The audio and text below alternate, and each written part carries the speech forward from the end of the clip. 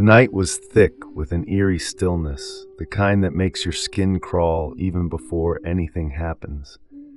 The moon hung low in the sky, casting long, skeletal shadows across the deserted highway. Abigail stood on the side of the road, her thumb outstretched, hoping for a ride. She had been walking for hours, her feet aching, her mind racing with the kind of thoughts that only come when you're alone in the dark. She had left her car at a friend's house after a party, too tired to drive, and now she was regretting that decision. The cold wind bit at her cheeks, and she pulled her jacket tighter around her, shivering as much from the chill as from the growing sense of unease. The first car that passed didn't even slow down, its headlights slicing through the darkness like a knife. The second car, a beat-up sedan with a dented fender, slowed to a stop a few feet ahead of her. Abigail hesitated, her heart pounding in her chest.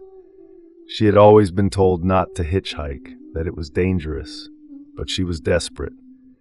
She approached the car cautiously, peering through the window at the driver. He was a middle-aged man with a scruffy beard and a worn-out baseball cap. He smiled at her, but there was something off about it, something that made her stomach twist. "Need a ride?" he asked, his voice gravelly and low. Abigail nodded, forcing a smile. "Yeah, thanks. I'm just trying to get back to town." The man nodded, unlocking the door. "Hop in." She slid into the passenger seat, the smell of stale cigarettes and old fast food hitting her like a wall. The man didn't say much as he pulled back onto the road, just asked her name and where she was headed. Abigail answered cautiously, keeping her answers short. She kept her eyes on the road, but she could feel his gaze on her, lingering a little too long, making her skin crawl. The drive was quiet, the only sound the hum of the engine and the occasional crackle of the radio. Abigail kept her hand on the door handle, ready to jump out if she needed to. She told herself she was being paranoid, that the man was just being friendly, but the knot in her stomach wouldn't go away. After about 20 minutes, the man turned onto a side road, one that Abigail didn't recognize. She sat up straighter, her heart starting to race. "This isn't the way to town," she said, trying to keep her voice steady. The man glanced at her, that same unsettling smile on his face. "Shortcut," he said simply. Abigail's mind raced. She knew she should say something, do something, but fear had her frozen in place. The road grew darker, the trees closing in on either side, their branches like skeletal fingers reaching out to grab her. She could feel the panic rising in her chest, her breath coming in short, shallow gasps. "Stop the car," she said, her voice trembling. "I want to get out." The man didn't respond, just kept driving, his eyes fixed on the road ahead. Abigail's hand tightened on the door handle, and she yanked it, but the door was locked. She turned to the man, her fear turning to anger. "Let me out!" she shouted, pounding on the window. The man's smile faded, replaced by a cold, hard expression. "You should have thought about that before you got in the car," he said, his voice low and menacing. Abigail's heart was pounding now, her mind racing with thoughts of escape. She looked around the car, searching for something, anything she could use to defend herself. Her eyes landed on the man's coffee cup in the cup holder, still half full.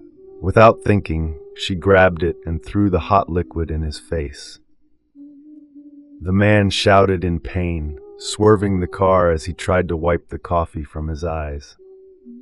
Abigail took advantage of the distraction, reaching over and hitting the unlock button. She yanked the door open and threw herself out of the car, rolling onto the rough pavement. She scrambled to her feet, ignoring the pain in her knees and hands, and started running. The man's shouts followed her, but she didn't look back.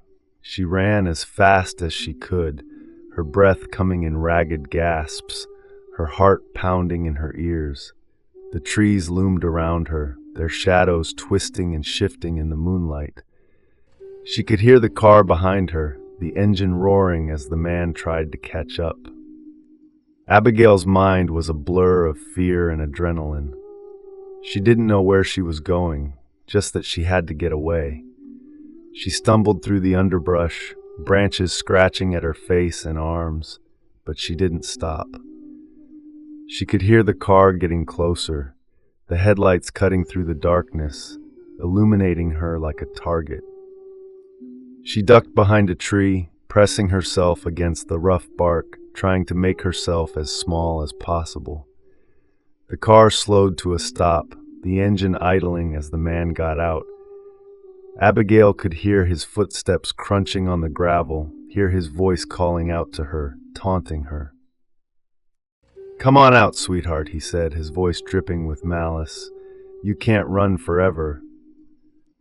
Abigail's breath caught in her throat, her body trembling with fear. She pressed her hand over her mouth to stifle a sob, tears streaming down her face. She could hear him getting closer, his footsteps slow and deliberate, like a predator stalking its prey. She knew she had to move, had to keep running, but her legs felt like lead. She forced herself to take a step, then another, moving as quietly as she could. She could hear the man behind her, his breathing heavy, his footsteps getting closer. Suddenly, she tripped over a root, falling to the ground with a thud. She scrambled to her feet, but it was too late. The man was on her, grabbing her by the arm and yanking her to her feet. She screamed, thrashing against him, but he was too strong. "Let me go," she shouted, her voice breaking with fear. The man just laughed, a cold, cruel sound that sent shivers down her spine. "You should have thought about that before you got in the car," he said again, his grip tightening on her arm. Abigail's mind raced, searching for a way out. She kicked at him, her foot connecting with his shin, and he grunted in pain, his grip loosening just enough for her to pull away. She turned and ran, her legs pumping as fast as they could, her heart pounding in her chest. She could hear him behind her, his footsteps heavy and fast, his breathing ragged. She didn't look back, just kept running, her mind focused on one thing: survival.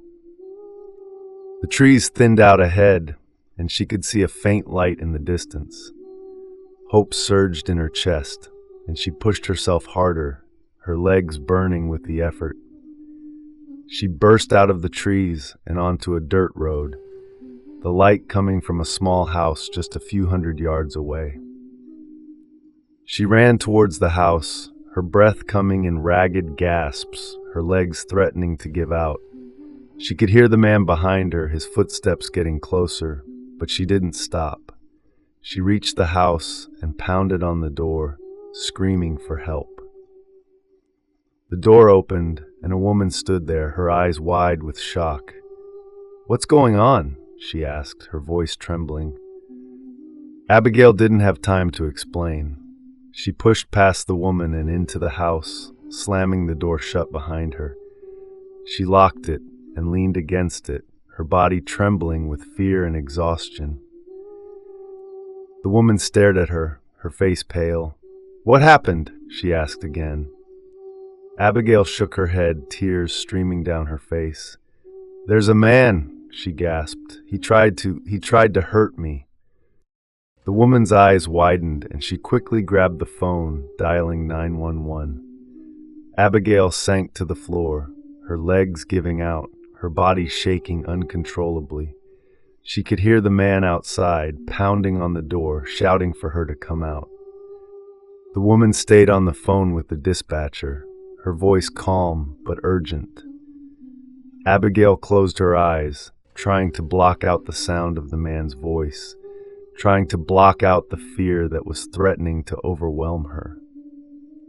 The police arrived quickly, their sirens cutting through the night. The man tried to run, but they caught him easily, tackling him to the ground and cuffing him. Abigail watched from the window, her body still trembling, her mind struggling to process what had just happened. The officers took her statement, their faces grim as they listened to her story. They assured her that the man would be locked up, that he wouldn't be able to hurt her again. But Abigail knew that the fear would stay with her, that the memory of that night would haunt her for the rest of her life. As the officers led the man away, Abigail felt a small sense of relief, but it was overshadowed by the knowledge that she had come so close to losing everything. She had been lucky, but she knew that not everyone was so fortunate. The woman who had helped her offered to let her stay the night, and Abigail accepted gratefully.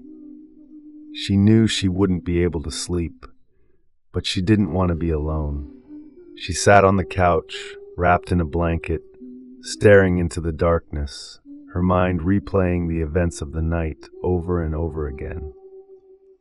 As the hours passed, Abigail's fear slowly began to fade, replaced by a deep, aching sadness. She thought about all the things she had taken for granted, all the times she had felt safe and secure. She knew that she would never be able to go back to that the world would always feel a little darker, a little more dangerous. But she also knew that she had survived, that she had fought back and escaped. She had faced the darkness and come out the other side, and that gave her a small glimmer of hope. As the first light of dawn began to creep through the windows, Abigail finally allowed herself to close her eyes, her body exhausted, but her mind still racing. She knew that the road to recovery would be long and difficult, but she also knew that she was strong enough to face it. And as she drifted off to sleep, she whispered a silent prayer, thanking whatever forces had been watching over her that night, and vowing to never take her safety for granted again. If you enjoyed this spine-chilling tale of survival and suspense, don't forget to hit that like button and subscribe to the channel for more terrifying stories that will keep you on the edge of your seat. Remember, the world can be a dark and unpredictable place, so always stay aware and trust your instincts. Until next time, stay safe, stay alert, and keep the lights on. Good night.